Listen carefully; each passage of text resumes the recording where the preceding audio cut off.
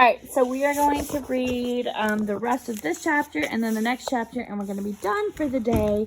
So we are on where they just found Ben's body, and they figured out that he died from pecan water. This is going on YouTube. Alright. He stood there, grabbed her by the shoulders, and lifted her to her feet.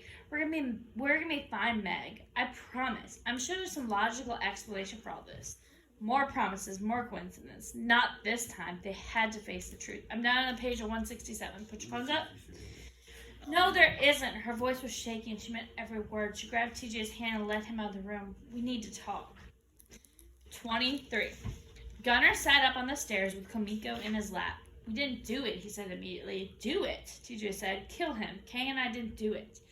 TJ held his hands up in front of him. Hold up. No one said anything about it was murder, Meg said. She was surprised at how calm she sounded. TJ looked at her sidelong. Are you sure? Meg nodded, positive. See, Kimiko said. TJ continued to look at her like he wasn't totally convinced.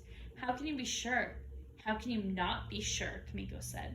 TJ paused and then nodded his head, finally giving on to the fact that all 3 deaths on the island had been intentional. Exactly, Kimiko said. There's a killer in the house and we need to get the hell out of here. Maybe.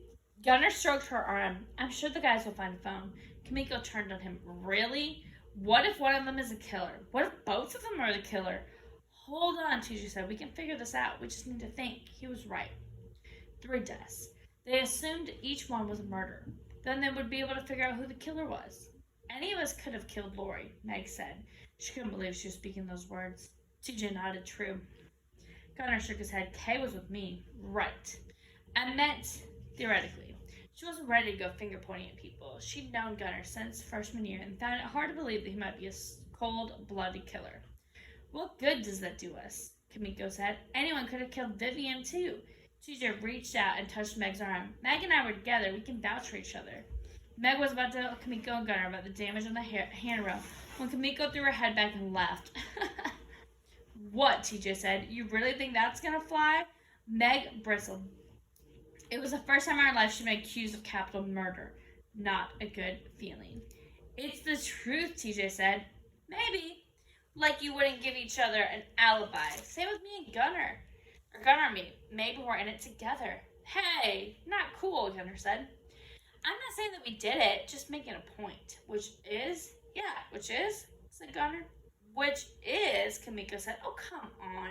She tilted her head, gazing at Gunnar, and said, really, you don't get this? We can't trust anyone. What if it's not one of us, Meg said. TJ turned to her. What do you mean? I mean, there's another possibility. You mean you think someone else is in the house, TJ asked? Kimiko snorted. Wouldn't that be convenient? I saw someone, Meg blurted out, coming into the house through the back patio right before Minnie found the 3rd mark in the wall. For reals? Gunnar says. Who was it? Meg shook her head. I couldn't tell. I followed them around to the side door that opens into the study and then...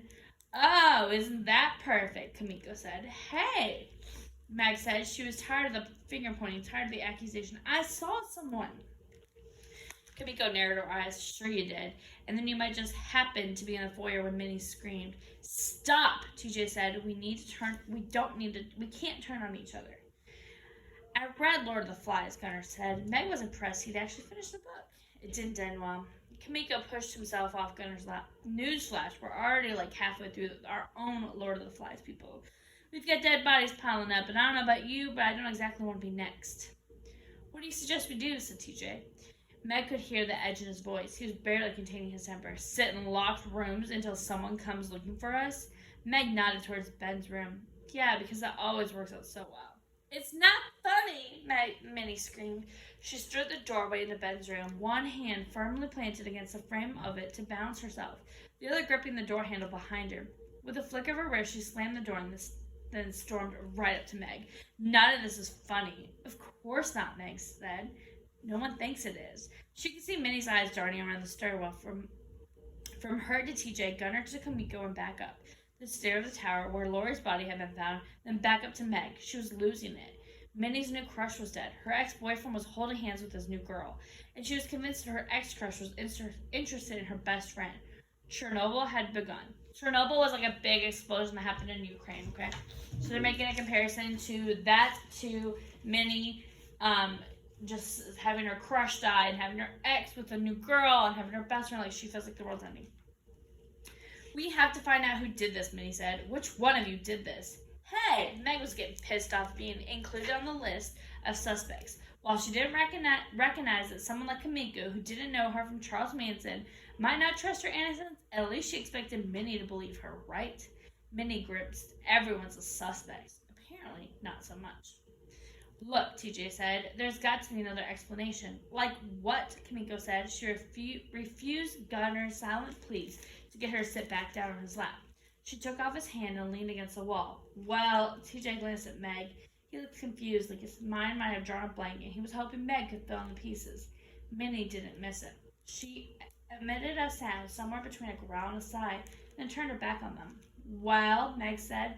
Her brain snapped into overdrive. Well, for starters, what if Lori or Vivian killed Ben? She saw Minnie jerk her head back, and she didn't turn around. How? The nuts were in his water bottle, Meg said with a shrug. Anyone could have put them in there at any time. I mean, we're all witness to the incident at dinner last night. But didn't you think it was the same person? TJ asked.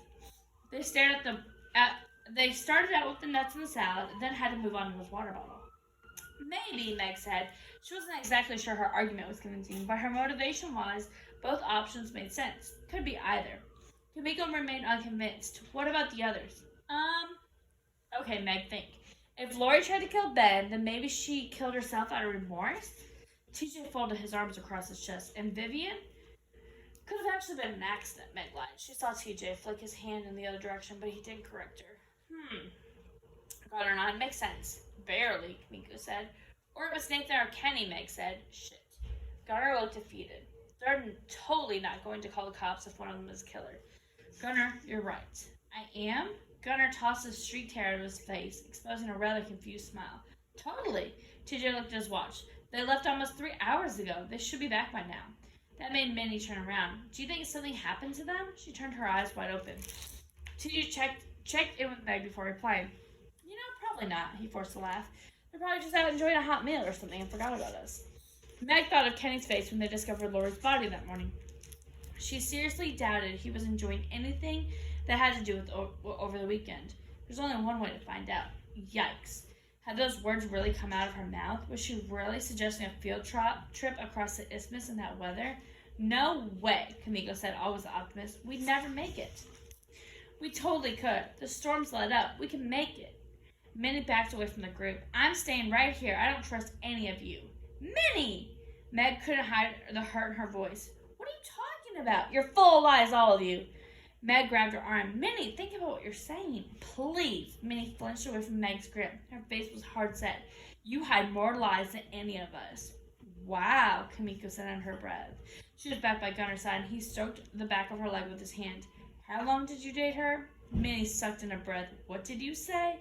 TJ tried to keep him focused. We should all go together, maybe safety in numbers. Hell no, Minnie said. She backed all the way up to the door of Ben's bedroom. I'm not going anywhere. Oh, come on, Meg said. Drama was getting unbearable, even from Minnie's standards. I said no, Minnie screamed. She spun around, marched back to Ben's bedroom, and slammed the door behind her. Kimiko paused a moment, her eyes fixed on the door to Ben's room, her face a mask of confusion. As much as I hate to admit it, I kind of agree. I think we should stay here. Me too, Gunnar said quickly. Meg honestly couldn't tell if he agreed with Kimiko or not. Neither could he, probably. You're sure, dude? TJ said. Gunnar looked at Kimiko, and she gave a slight nod. Yeah, I'm sure. TJ shrugged. I guess it's just you and me, Meg. The end. That's where we're going to finish for today.